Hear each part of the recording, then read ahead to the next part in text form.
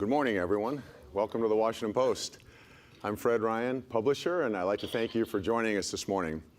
Today is the latest installment in our Washington Post Live 2020 Candidate Series, and we're pleased to present these in-depth one-on-one interviews which explore the qualifications and the priorities of the men and women seeking to become the next President of the United States.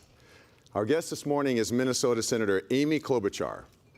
After a distinguished legal career in 2006, she became the first woman elected to the United States Senate from Minnesota.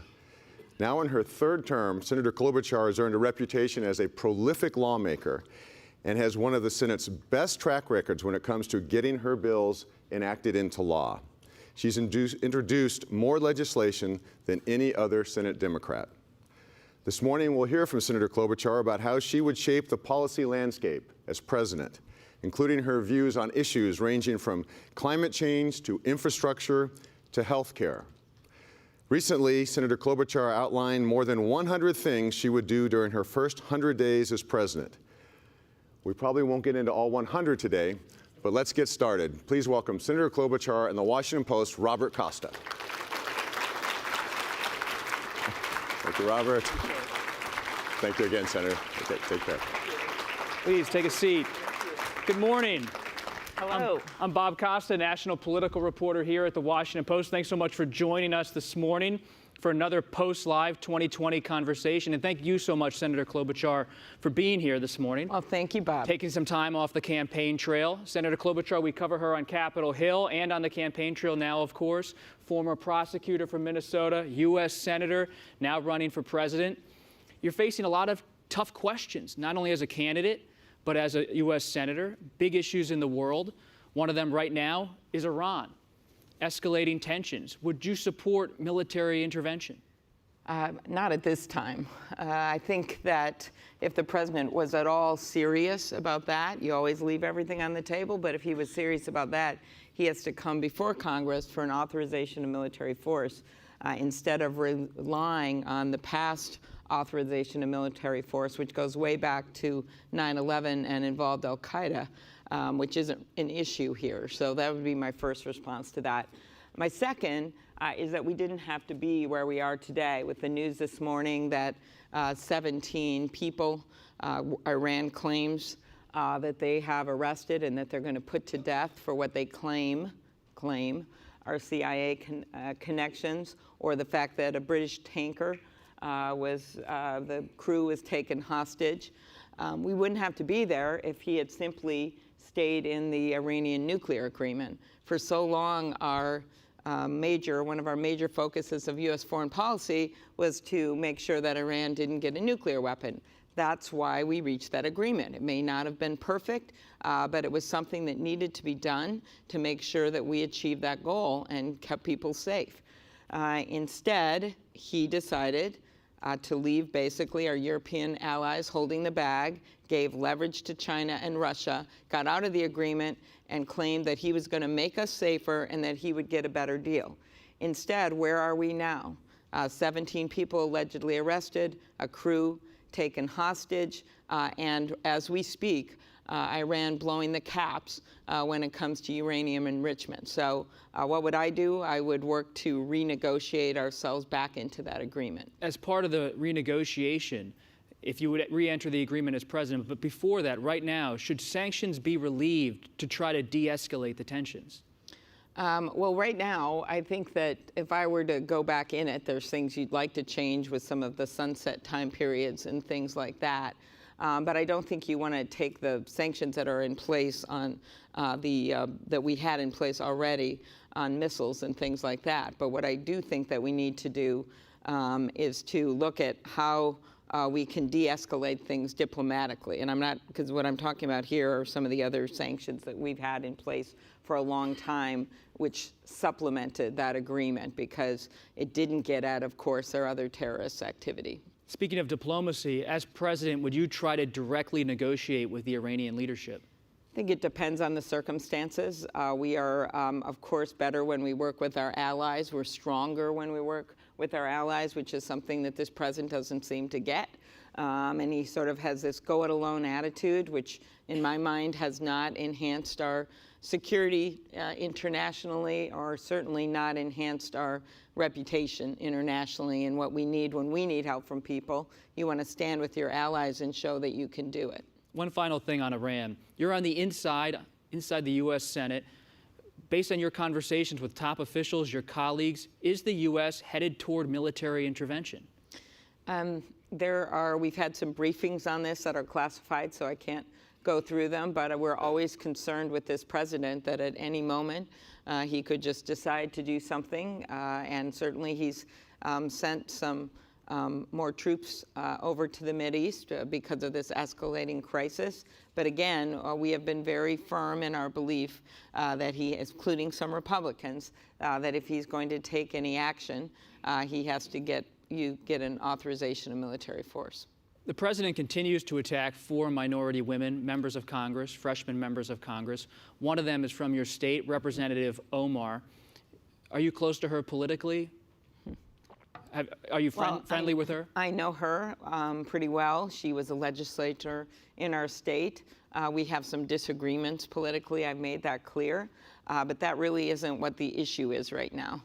The issue is that he has chosen to go after 4 women elected members of Congress. He has chosen to tell them they should go home, basically, which is a racist code word in my mind, and he has specifically singled her out. She is, by the way, a mother of 3 children, one of them quite young. I don't know if she has security right now, but she in the past has had serious enough threats against her that a man went to prison. So my immediate concern for her is her safety. The second thing is that we stand up and call this out for what it is. When he stood basking in that chant, send her home, he didn't stop that chant.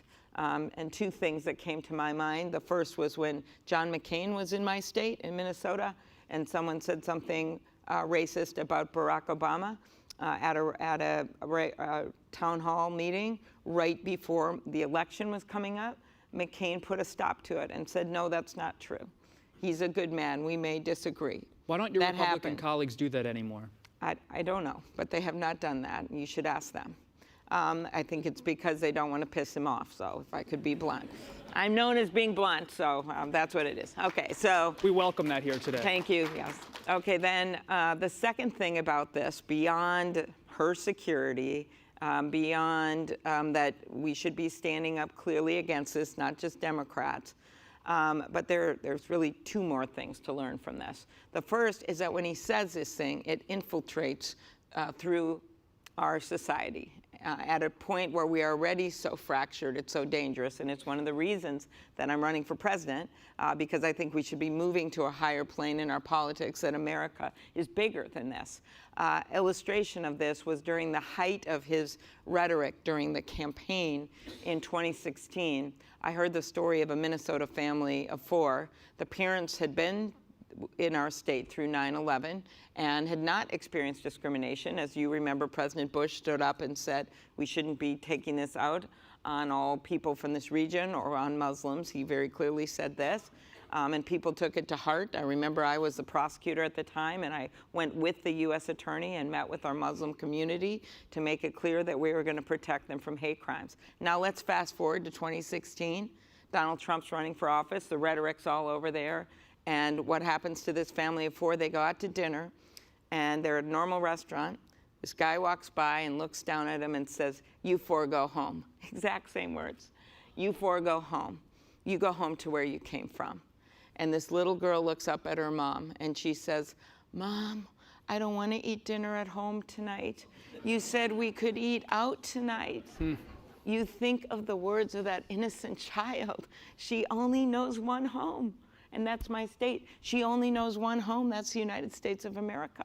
So we have to remember that when he says these things, it's not just one person saying them. That's why that chant was so significant. He passes that on. He condones that kind of rhetoric. And the final and last thing that is, to me, the most important, is that he does this to distract people from what I hope we're going to talk about in our remaining time, and that is the issues before us. I have a quote from Toni Morrison that actually Congresswoman Omar put on her Twitter feed. And it says, the very serious function of racism is distraction. It keeps you from doing your work, right? And that is what he's doing. And we just have to remember that every day it's a trap. Yes, you stand up, but you have to acknowledge that it's a trap, because he doesn't want to talk about the broken promises and the 10,000 plus lies that this newspaper has documented, the broken promises littering the carpet of the Oval Office. He doesn't want to talk about that because that's what really makes the people that voted for him, that aren't the ones at the rallies, that's what makes them step back and think, maybe I should vote for someone else. This is the pharmaceutical prices that have been escalating and going through the roof. This is the fact that he hasn't done anything on infrastructure when he promised it. This fact what we just talked about on Iran. So it's really important, as hurtful as what he says is, to respond, but then to remind people why he's doing it. It is not just to rally up his base. It's to distract from other issues. If you were the Democratic presidential nominee, would you invite Congresswoman Omar to speak at the Democratic National Convention? Oh, I haven't thought through that. I think you should have many voices at the convention, and I think that'll be something our party and our will decide, but I would think we'll have many voices. We always have had including speak hers? At the convention. I think I'm not going to extend invitations to people. If only I will have that power, and then I will make that decision. I wouldn't commit to anyone speaking right now at the Democratic convention, so, well, except Barack Obama. You said the Democrats should focus on policy, but what should they do to counter President Trump, if anything, on race, if he's going to put that at the fore of the campaign? I think, again, we have to firmly stand up against racism. After Charlottesville, when he says there's two sides, when the other side is the Ku Klux Klan, no, there's not two sides. So that's the first thing. The second is taking on the issues that will combat racism, and not just the rhetoric of racism, but the actual economic injustices of racism.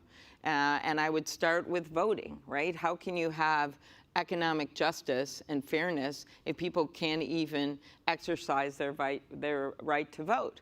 And that means everything from the voter suppression that we're seeing across the country, the fact that in the state of Georgia, if the Secretary of State, who was the candidate for governor, hadn't withheld 58,000 voter registrations because of things like hyphens in names, that Stacey Abrams would most likely be governor today of the state of Georgia.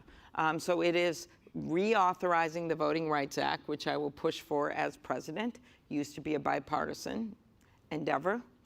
Secondly, looking at innovative ways to make it easier for people to vote. Same-day registration. We know those states that have it. By the way, some are red states, right? Some are like Iowa that has two Republican senators. I think they have same-day, but they have more open voting laws. You've got Maine and New Hampshire, some of these states that have made it easier to vote. They're not always pure blue states. I just want to make that clear. But what they have in common is they have high voter turnout, whether they're red, purple, or blue, like my own state.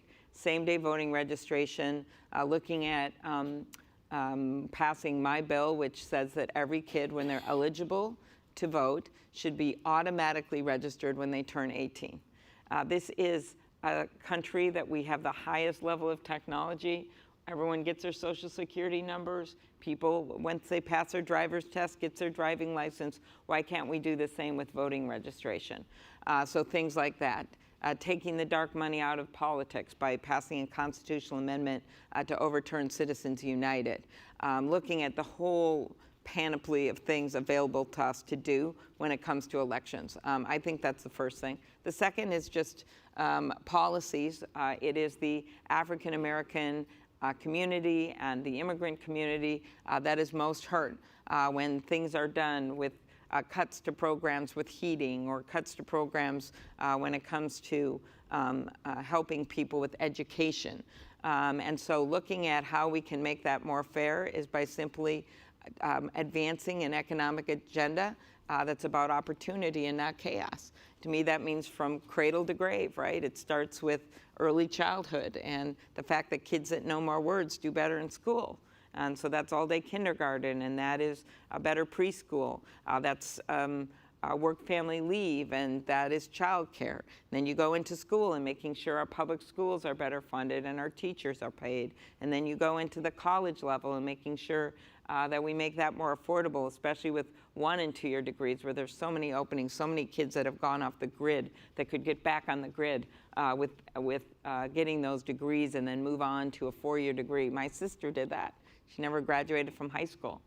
She went and got her GED years later, and then got enough confidence to get her a 2-year community college degree, and from there got a degree in accounting. My dad got a 2-year community college degree.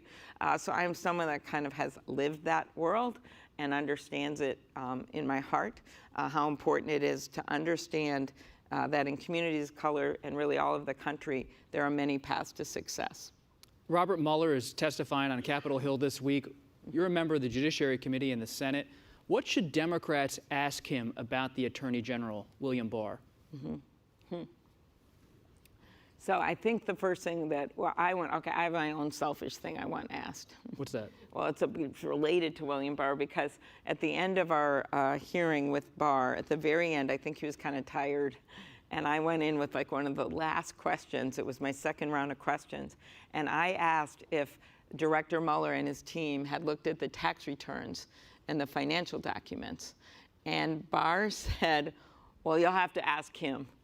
And I go, okay, are you going to make him available then to come here so you don't know? And he said, no, you got to ask him. Well, we still aren't seeing him in front of the Senate Judiciary Committee. But I very much hope that someone asks that question. And it's related to Barr because the House members who, if they're listening right now, they will be able to cite that part of the transcript. So hopefully that question will be asked. I think that there should be questions about what he was told about how he could roll out his report and everything that happened with the summary, which he clearly had some issues with when you look at the letter that Mueller later sent saying about that summary and the characterizations of his report. I think that's important, especially journalists will thrive on if there was some kind of an attempt to squelch Mueller. But I think the real core, Bob, of what needs to be looked at here is, of course, questions about the obstruction of justice pieces of this. Questions about, now this is a good journalist one, about when these things can be declassified, right. His views on that. I have been able to see only the volume of the report about obstruction, because I'm on the Judiciary Committee. I've been able to see those parts of the classified, which I found interesting. And so I hope that everyone will be able to see them. I think they are waiting for these trials to be done involving some of the people that have been indicted. But I think it's very important people see that. I have not even seen the volume of the report. Despite all the work I've done on elections in Russia, I've not been allowed to see the classified piece of that report. Only the people on the Intelligence Committee, which is crazy to me, have been able to see that, even though I'm leading the bill on the Secure Election Act, the Honest Ads Act. I'm on the Judiciary Committee. That was the rules that we got from the Department of Justice. And I went in there and saw the pieces that I could see on volume, I think it's volume 2. Volume 1 is the Russia thing. If I've got them reversed, then, give me Pinocchios, but I think that's right. So, but the Russia piece of it had the most redacted, right? And that is the thing that we could most do something about right away, because we should be putting in place rules of the road on the propaganda, especially the paid ads, when $3 to $4 billion is forecast to be spent, $3 to $4 billion on social media company, I emphasize company, ads, because they're for-profit companies, and they should have to reveal those ads, and not just voluntarily in all their crazy ways, in a set way, and also, of course, backup paper ballots. Why does that matter? If Mueller could have a chance to really go through what Russia did in a way that's understandable to people, and that they don't have to plow through a report of which all these pages are redacted, I think that that's going to help us to advance the cause to get something done immediately. You just mentioned your work on election safety. Are the ballots for 2020, the U.S. election voting system, is it vulnerable to interference in 2020, and to what extent? Yes, I think it is. I think there's some good work going on, like General Nagasone over at the Defense Department, Minnesota, born. And many others are really tried diligently. But what I hate about this story, despite patriotic people trying to protect our elections, is what's happening at the top. And we know now from the Mueller report, it wasn't just 20-some states. They tried to hack into the equipment in 50 states. In Mueller's report, he said they were doing it in a sweeping and systematic fashion. If that's not enough for you, Christopher Wray, the FBI director, who I'll get to question tomorrow, so that'll be good. Christopher Wray said that it was a dress rehearsal, 2018, for 2020. Dan Coates, the president's director of intelligence, has said the Russians are getting bolder, right? And you also have other interests that might try to hack in. So I think it's a scary time. And I hate that 14 or so states they either have partial or no backup paper ballots. New Jersey has no. So if you had a close presidential race, they hack into a few counties in one state. We have chaos, which is something the president seems to like. And so I cannot stand that they stopped our Secure Election Act, which was a bipartisan bill, Lankford Klobuchar. It's not like Lankford. Do you blame Don McGahn, the former White House counsel, for that? Yes, I blame the White House. I think he was the person that made the calls and claimed he was doing it personally, seriously. What does that mean? I don't know. You're the White House counsel, and he called Republicans. And then also Mitch McConnell did not want that bill to advance. That is despite the fact that Richard Burr was on the bill, Lindsey Graham was on the bill, and they stopped it in its tracks. And not only that, they've stopped the Honest Ads Act, which requires this public airing of what these ads are, just like the Washington Post or ABC or CNN would have to explain what the ads are and who's paying for them. Not true of our friends in the social media When you're talking world. to your colleagues in the Senate, the Republicans, and you ask, why is this being stopped? What do they tell you privately? Oh, they don't. They're embarrassed by it. I think they know it should go forward. I think some of them have said that McConnell doesn't want it to go forward. Yes. Some of them, I don't know how they can explain. Why even go to the Senate if you actually are allowing elections to be corrupted? Why would you want it? Either a political party, could be either side, or a foreign government or criminal element. Why would you not want to protect our democracy from paid ads that are bought in rubles or paid ads that have fake videos, which is going to be the next thing? That Nancy Pelosi thing was just a little taste of what we're going to be seeing, that doctored video on the presidential level and in the Senate campaigns and House campaigns, where you're not even going to be able to tell if videos are real. Or the paid ad that was sent out with a woman, an innocent woman's face, African-American woman from Chicago, in the 2016 Hillary race, her face, and it said, "Why stand in line?" It was paid for in rubles, targeted on African-American pages in swing states. Why stand in line to vote for Hillary? You can text your vote at 83125. That's not legal. That's illegal. But they can't, they know it's paid for in rubles. Should social media companies and tech companies be social utilities, be public utilities, in order to protect election law? I think we need a huge overhaul of how we're regulating them, right? We need privacy laws in place. We need election laws in place. They just cannot get by anymore with saying, oh, we're just so cool. It's like the internet of ideas, and you can put on your cat videos, when they are actually playing a major role in disrupting our elections. So why not have them be publicly regulated? Well, they should be regulated, and we have a number of ideas of how we can do it, but there doesn't seem to be a will to do it if it's benefiting certain people that want to have dirty ads run on their platforms. We're talking about the 2020 election and the result. One final thought. Some Democrats worry that President Trump might not concede. Do you have confidence that if he's defeated, he will concede and leave? I think he will concede. I think it will be much benefited if we have a mandate in a huge election, so he can't mess around with people's heads about the election. So that's just the more votes that are in there to defeat him, the better off we are, and then we won't cross that bridge. When you jumped into this presidential race, you said you were a progressive. You've been a progressive in the Senate. Progressive Democrat. Proven progressive. Well, no, I think it's important. I think you want to. But you also said you're a pragmatist. Yeah. Is your party moving too far to the left right now in this presidential race? We have a lot of voices in our party. We are not the party where one man, as in the Republican side, Donald Trump, says, how high can you jump?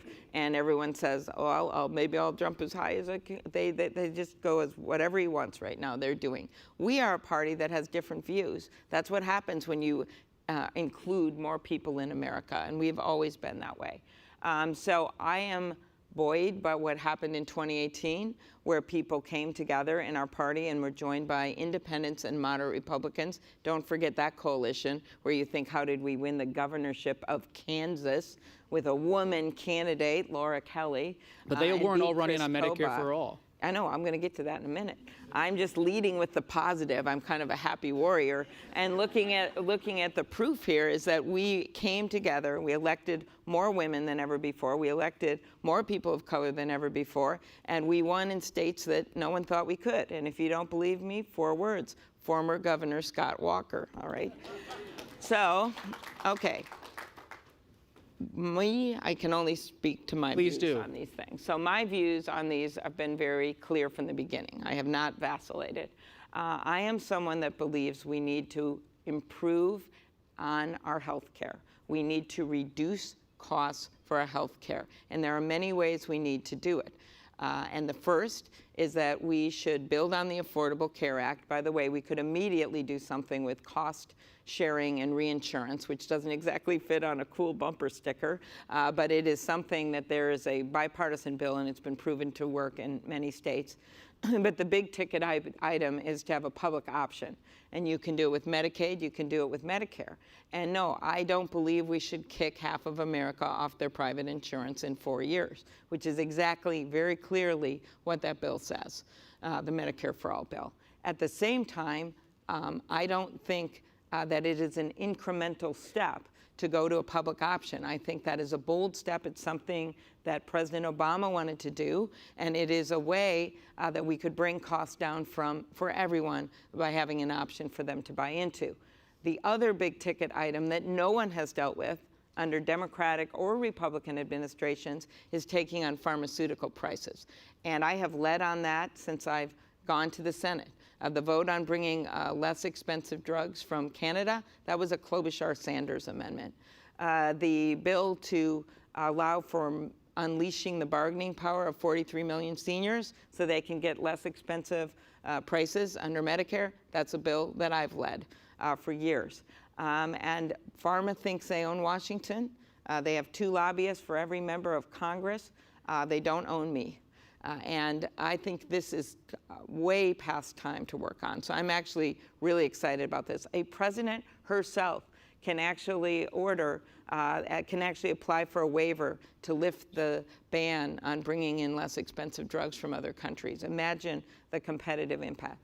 You can stop pay-for delays, a bill that Grassley and I have had for years, that would stop Big Pharma from paying off generics to keep their products off the market. They know there's change ahead, but it's going to become much firmer and stronger if I lead the ticket. And Vice President Biden has proposed adding a public option to the current law. Mm-hmm. What makes your plan different? No, you should ask him what makes his plan different than me, because I came in first.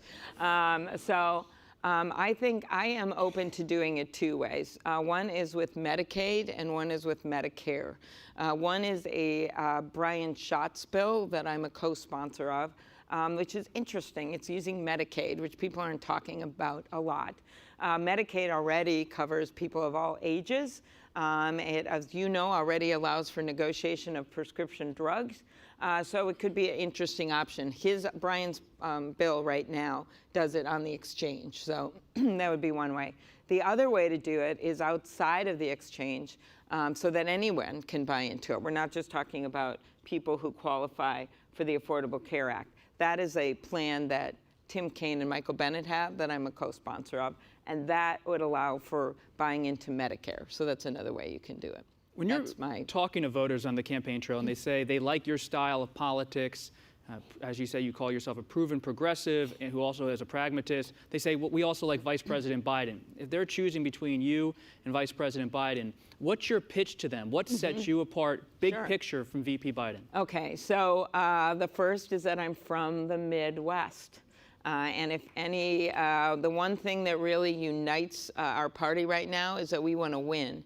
And everyone knows in 2016, we had some major issues in the Midwest. I have actually led the ticket in my state, but a state that's purple, where I have won every place, every race, every time. I have won every congressional district, including Michelle Bachmann's, 3 times in a row. I have won the counties, I have won the congressional districts where Donald Trump won by more than 20 points. And I have not done it by selling out. I've done it by going to where people are, by being honest with them, by looking in the eyes, by being blunt and telling them and listening to them and coming back with solutions. And it was pointed out in my introduction. As a result, I have passed over 100 bills where I have been the lead Democrat through some pretty gridlock times, and these were not volleyball resolutions. The second thing about me is I'm a woman. I like to say, may the best woman win. I think we saw in 2018 that women were allowed to, when they were running, they were able to win in some really, really hard districts. I personally think the politician in America that has most gotten under Donald Trump's skin happens to be Nancy Pelosi, who happens to be a woman, all right? So I just look at those factors, and I think that's something you asked what differentiated me from the vice president. And then I think the rest of this and issues and things will be left for the debate stage with many to go. I was pleased yesterday. I got my final poll, so I'm qualifying for the fall debates based on the polls. And then, thank you. So that'll be good. You're a former prosecutor. Do you think Vice President Biden's support for the 94 crime bill should be a problem for I think Democrats? It's something that he is explaining and will continue to explain. And I think he's started doing that. I think that take this to a bigger place, so we're not just spending this entire election relitigating the past. I think records are important, and I think that you should, in my case, I'd make the argument that the fact that I have gotten bills passed, that I've worked across the aisle very successfully, that I'm someone that has a respect, I'm in leadership in our party in the Senate. I think those things should matter. And along with that comes explaining votes, right? And explaining why you did things, or if you would change it today, that's all fine. But I think what's most important to the people of this country is a positive economic agenda going forward. And that, of course, includes criminal justice reform. I view it as an economic issue. When you are leaving people out of their economy, if they've gone away for so many years that they're not just part of their families, they're not part of the economy. And that's why I was a strong supporter of the First Step Act, along with a number of the current senators who are running, which reduced the sentences for nonviolent offenders. I came into that as a prosecutor, which I think is a helpful view to hear a former prosecutor say, this isn't right, we need to change it. I always used to say we like to be a business when we're prosecutor's office, and that we want to be efficient and be accountable for our sentences, but we're not a business in a very important way. We don't like to see repeat customers, okay?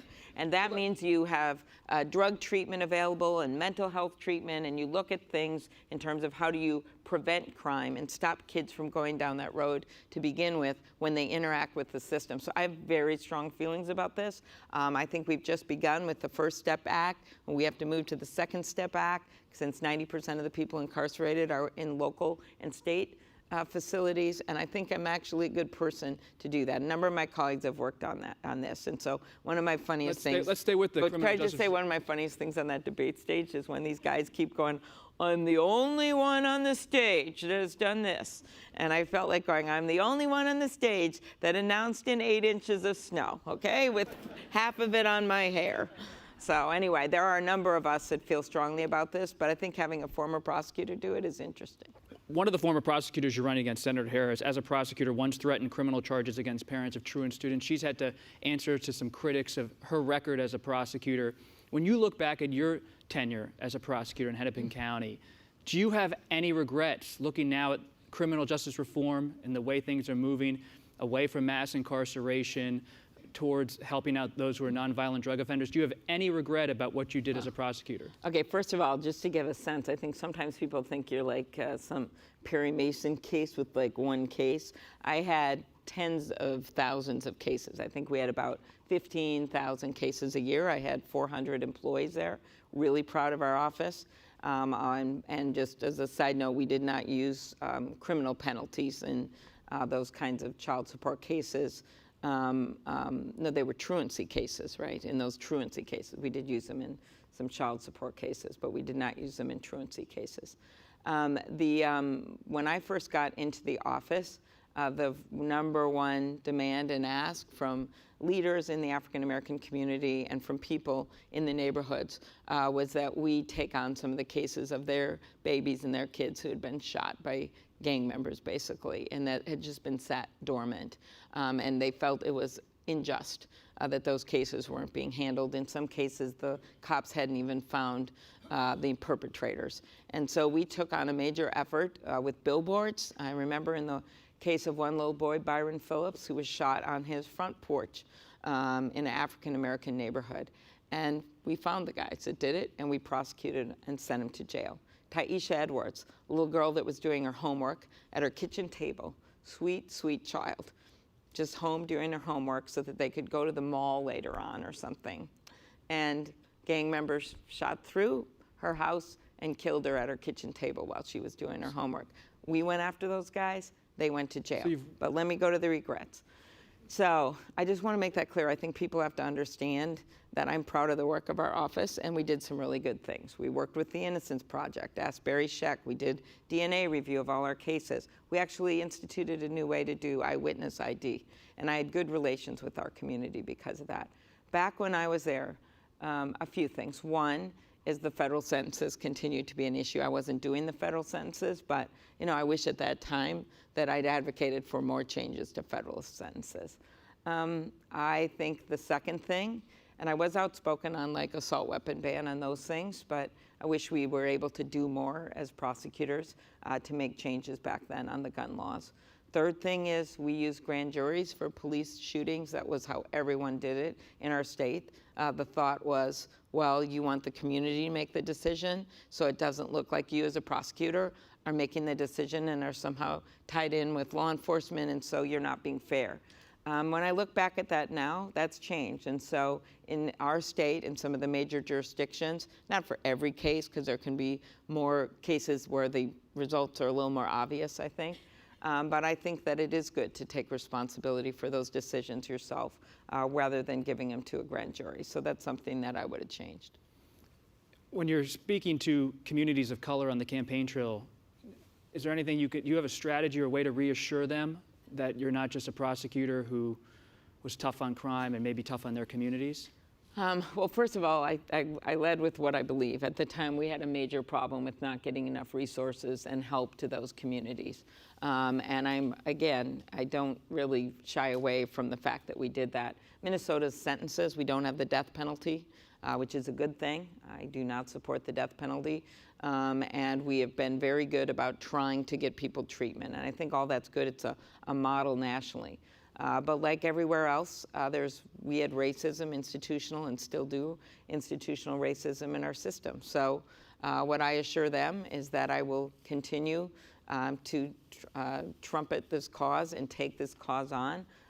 Actions speak louder than words with the First Step Act and some of the work that I've done leading funding on the federal level for drug courts and leading efforts to have our system work better. And I think you talk about that, but honestly, that is an issue, but it's also economics that you hear a lot from communities of color. Thank you. Moms and dads, men, they want their kids to do better. They want to be able to have good schools to send their kids to. They want to be able to have them have good jobs, right? And so just to talk about race issues in the box of criminal justice, I don't think does justice to our communities of color. So it's really important to extend the discussion out to economics as well as voting rights and some of the other issues. You have a 100-day plan to take many executive actions if you're elected president of the United States. Senator Warren, one of your competitors, is out there with many plans. Mm-hmm. What do you make of her many plans? Well, I think, again, and I really mean this, I came into politics I first got involved in a sort of a nonprofit thing we had where we were coming up with ideas, and we put something out called Idea News, because at the time our party felt like it was lacking in ideas. And I strongly believe in a lot of ideas, and I put a bunch of my own plans out. But one thing that differentiates me is that I don't just have plans, I have deadlines, right? What does that mean? That means that our country is going through, I believe, a crisis of our democracy. People feel left out. They feel like they've got a president that wakes up every day and sends a mean tweet and directed many times at them, and they want to see it change immediately. And that you can't just have long-term plans that'll take years to get done or not get done at all, that you have to jumpstart this democracy. I likened it to the first person that we know of, a president that put forward a 100-day plan, and that's Franklin Roosevelt in 1933, because he understood that you need sprints, but you also need marathons, right? The sprints are what completely changes the dialogue, which means, of course, no mean tweets, reassuring our allies. There are things that you can do that are legal, that you don't need to go to Congress to get done. Signing us back into the International Climate Change Agreement. That can be done on day one. Bringing back the Obama Clean Power Rules. There was years of work went into that, and Trump just left them on the cutting room floor. The gas mileage standards. And then, of course, working on sweeping legislation. Closing the boyfriend loophole, which is a bill I've been leading forever, but a president can do it herself. That's where, with domestic violence cases, if you have been convicted of a serious domestic violence case against a wife or a husband or someone you live with, then you can't get a gun. Big loophole. If you're dating someone, that's okay, even though half of the domestic homicides involve dating relationships. So that's a good example of a change I made. Anyway, I have look at our website, amyklobuchar.com. I have over 130 things that you can do in the first 100 days. And I think it gives people hope that you can see some immediate change. Do you support decriminalizing unauthorized border crossings? No, I've made that clear that I think we need to look at that law, but that I do not support getting rid of that entire law. Because I think this all comes down to enforcement, and you may have cases involving security where you would want to be able to have the tool of that law. But I would certainly greatly, and you can do this in the first 100 days, I would greatly change these policies and the enforcement emphasis and on not separating kids from their families and closing these private prisons like the one that I visited in Homestead, the Homestead one in Florida. I would do this. In those first 100 days, I would stop these actions against dreamers, the 2 million people in our country that came here through no fault of their own, and work to get them on a path to citizenship. I would assure the people who are here on temporary status, who came here legally, like the Liberians in my state, who have been here for decades working in our hospitals and our nursing homes, that they get to stay, barring some reason they need to get deported because of illegal activity. I would then work on comprehensive reform, and I have pledged to get it done for the first year. I have worked on this issue in a big way twice. Ted Kennedy asked me to be part of the group with Lindsey Graham that worked on it when I first got to the Senate. We got close. This is under President Bush's leadership. He wanted to get it done. What about then now, again, though? we tried it with Obama, and we passed a bill in the Senate with bipartisan support. That bill would have brought the deficit down by $158 billion. Why is this relevant to the border issues? Think of that money. We could use a lot of it toward deficit reduction, but a portion of it, and it would only have to be a small portion of 158, could use for targeted border issues and to ramp up our personnel on things like asylum cases. I would immediately change the policy so that you could seek asylum in those 3 Northern Triangle countries, and you could use some of the money to work with our allies to improve the conditions in those countries, make their economy work better, so we wouldn't see this flow of people seeking asylum. Those things are practical solutions. The president knows this. He could have been a Nixon goes to China, but he chose instead to chant at rallies and to invigorate his base because he doesn't want to piss them off. And that's what this is about, because there are plenty of Republicans that want to move on immigration reform, but they are afraid of this guy going after them. and the president's focusing on immigration, and his voters are. Do you support sanctuary cities? Yes, I have supported that. This is based on my own law enforcement telling me that they want to be able to, and my own experience in it, that they want to be able to protect people when they're victims of crime. Now, that being said, of course we should deport people who are convicted of serious crimes, who are security risks, right? That I strongly believe, and I was in law enforcement. We saw that happening, and that should happen. However, I will never forget the case of a little girl. She was 15 when this happened, and her minister at her church was basically raping her, preying on her. And his claim to us when we were prosecuting the case was that he didn't know that she was 15 years old, right? That's what he said. He thought she was older because she had put a wrong age on a job application, and he used that as a defense. While this was going on, there were threats that they were going to go to go to the feds to get her deported, right, and get her mom deported. And now there's protections in law, so that can't happen. But they were doing that, and we didn't know what was going to happen to her. We found a video with the major, call it the celebration when kids turn 15 in a Hispanic culture. There was a video, and it was when he was having sex with her, and it said 15 on the back, on the church, on the thing. That was a smoking gun, so we got to prosecute that guy and convict him. But those are the cases you understand that if you can't protect victims just because they are from another country or are undocumented, then they're going to be preyed on even more. We only have a few minutes left, Senator. Just a lightning round here. Would you? Lightning round. Oh, yeah. Do you Let me just drink my water in a Marco Rubio fashion. That's right. It's not a small water bottle. We avoid having that to avoid those kind of moments. Okay. It's a nice mug. Yeah, it's very nice. Can I keep it, though? Sure. I don't know. Do you have to follow an ethics? Do you like how I'm form, or- avoiding the lightning round with various techniques? No, I'm kidding. I'm kidding. I'm not avoiding the lightning. Do you support the emerging debt limit deal, extending it for the budget for 2 years? Well, I hope we can negotiate something. I have voted for debt limit agreements before because we don't want to put our country at chaos. But I think it's very important to allow the negotiation. And I know, being in leadership, I know that's continuing. I haven't heard an update this week. But last week, I talked to Senator Schumer about it. And I know that those, as well as Speaker Pelosi, that those agreements are being negotiated. You're on the Judiciary Committee. Mm-hmm. Who on the current Supreme Court is most aligned with your judicial philosophy? Well, I think about judges as in a separate category from politicians. I really feel strongly about that, and that you have to put up names immediately. I will, of people. Not going to give you names. I didn't ask for names, just on the current court. No, just so people I get know. a sense Well, of I where think your head is I at. am very. I love this, like picking your best friend at a slumber party. I am People want to know where you lean. No, and by the way, Justice Stevens, could I say, may he rest in peace, a good example of someone who was appointed in a time when things were different and then evolved over time in terms of his decisions. And you want that in a judge. And what I'm very concerned, you know about my major role during Justice Kavanaugh's hearing.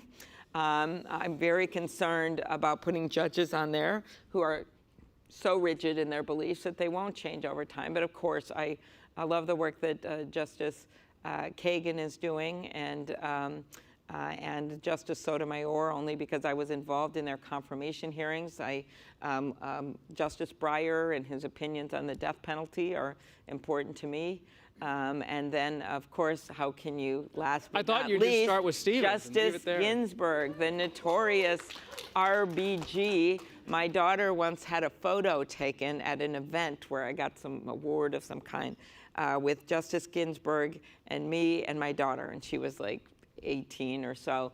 That night, she came to me and said, "Mom, I want to put this photo up on my Facebook page. Do you mind if I crop you out?" Because Justice Ginsburg is so cool. She'll regret that if you're elected president. So the debate stage, you're going to be on the debate stage this fall for multiple debates. What's your plan to break through? I will, first of all, I'm going to continue to do what I did in the first debate. whether breakthrough or not. I believe that those debates are a moment in time where it's not just our Democratic base, but it's also Republicans and independents that are watching those debates. So you have a job of showing how you're going to be as a candidate, which is using the moment to advance an optimistic, positive economic agenda for this country. They're not just looking to get rid of the guy, although a lot of people are. They're also looking for what you're going to do as president and a contrast to President Trump. I was shocked on our debate stage that more people didn't do that. I mean, I was able to talk about how his economic plan for the middle class and most of us has been all foam and no beer. I was able to talk about how he's been conducting foreign policy at 5 a.m. in his bathrobe. You know, I think— Is it enough to run against President Trump at this point? It is important. Don't you have to run against your other fellow Democrats? And there will be moments in this debate. I understand that, especially looking at my debate one night. I'm again debate one. And where you're going to be able to differentiate. I did some of that. I talked about in the first debate how I was concerned about the free college proposals that allow wealthy families to be able to have their kids go to college for free. I think the money should be focused on everyone else that need the help, and I put my idea forward on Pell Grants, and also, which we already talked about today, differences on health care and how we proceed there. But I will remind people, and I will do that and make a point of it, I always have, but what unites us as a party is still much more important than what divides us. So I think that point is going to have to be made. But you're right, that's what debates are for. I was particularly happy to see that I wasn't on the stage with every giant height-wise, which I was in the first one. I had, I think, 5 men over 6'2". Who are you next to now? Someone noted that means I'm more grounded when I was but I'm the average height for a woman. Do you know who you're next to this time? And I look like a shrimp up there. I'm the average height. Yes, I'm going to be next to, let's see, next to Ryan, who's tall. He's really Tim tall, Ryan right? Ohio. And then Mayor Buttigieg Is it enough to be South Bend mayor? Is that enough experience to be president? That'll be something we can discuss at the debate. I think so. Are you saving it for the debate? I think you can come. He's from your Midwestern competition. I think you can come from many different backgrounds, and I think that is important. And we've had presidents that have come from all different backgrounds, like the current one we have. He did not have a lot of experience in Washington, but I do think I will make the case that having some experience and having getting things done does matter. And I know that's not a cool thing to say right now, but I think it should be. And I think that matters. And I think it's important to look at candidates not just based on what they say and what they promise. This is a country of hope, not false hope.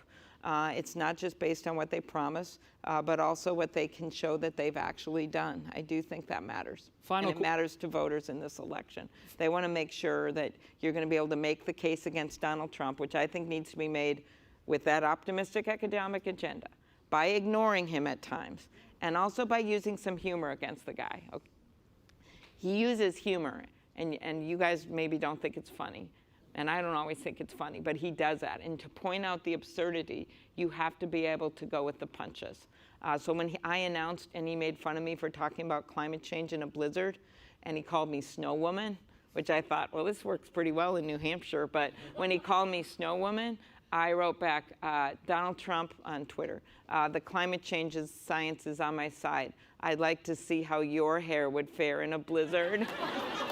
So, I think using those kinds of approaches, being blunt, being tough, being honest, is going to matter in this election. And that's what people are looking for in a candidate. Final question, and really appreciated this conversation. A Minnesota question just based on news this morning. The New Yorker has a new story out about former Senator Al Franken taking a new look by the reporter Jane Mayer at the allegations of sexual harassment against the former senator. Would you support a political comeback by Senator Franken? Okay.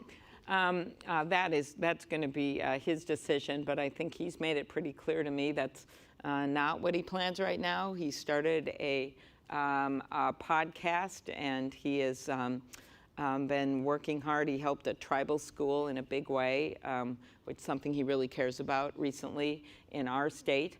I think I have made it clear, I have not read this article, but I have made it clear that it's the historical record that we are friends. I did not call for him to step down publicly, but I did condemn his behavior, but I felt strongly that it should go through the ethics process, that was the right place for it to go. And at the time, Senator Isaacson had announced that process. And every workplace should have a process when claims are made. And there are some that are so egregious, which we know of, sexual assault claims, other things, that immediate action must be taken. In the Senate, that process was the ethics process. And so I have been very clear about my views on this. But no, I have not talked about him having a political comeback. I do think that he's going to continue to do good work, and that is his plan now, and it's just going to be through different ways, including this podcast that he's put out. So, all right. Thank you, Senator Klobuchar, Okay. and thank you for joining us here at Washington Post Live. Really appreciate it. Another great conversation. All right. Thank you so much. Appreciate it. Thank you. Thank you.